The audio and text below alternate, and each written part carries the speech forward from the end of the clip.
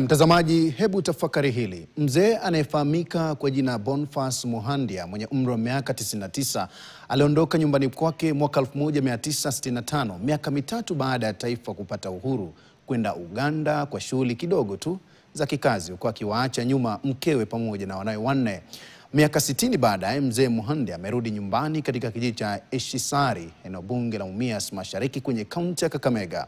Mwanahabari wetu Akida Kasim anasimulia jinsi mzee huyu alivyopokelewa na vigelegele na ndugu zake alipofika nyumbani. Ilikuwa ni shangwe, furaha na nderemo katika kijiji cha Eshisari, eneo bunge la Mumias Mashariki, kaunti ya Kakamega, wakazi mzee Boniface Muhandia aliyepotea nyumbani kwake miaka 60 iliyopita hatimaye amerudi nyumbani.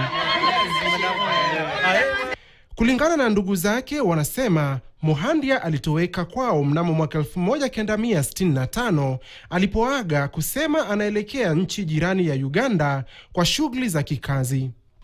Nikafikiria tu kwa nyumba yetu, si kwa hii kabla yetu hii hapa, mtu mmoja alikuwa ametoka nje.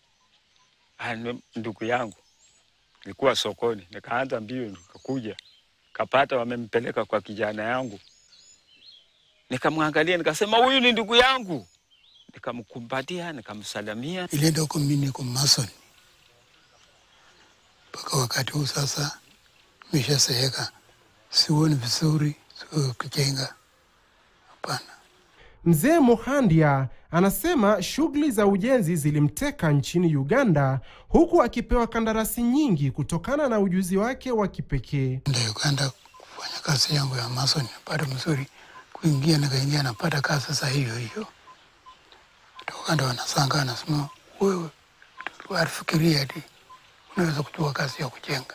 Mzee huyu anazidi kuliuguza jeraha baada ya kupewa taarifa ya kifo cha mkewe Clemedia Adhiambo pamoja na watoto wake wawili walioaga na kuzikwa bila yeye kupata taarifa wala fursa ya kuwazika wapendwa wake. Watoto hao walizaa wawili, msichana na mvulana. Fulana hako saa hii.